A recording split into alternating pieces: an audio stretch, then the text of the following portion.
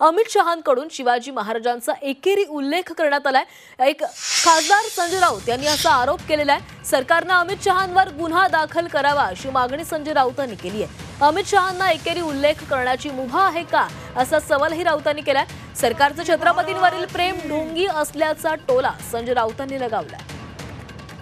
अमित शहांकडून शिवाजी महाराजांचा एकेरी उल्लेख करण्यात आला असा आरोप संजय राऊत यांच्याकडून करण्यात आलेला आहे। त्यामुळे अमित शहांवर गुन्हा दाखल करावा अशी मागणी देखील संजय राऊतांनी केली। उपस्थित आहे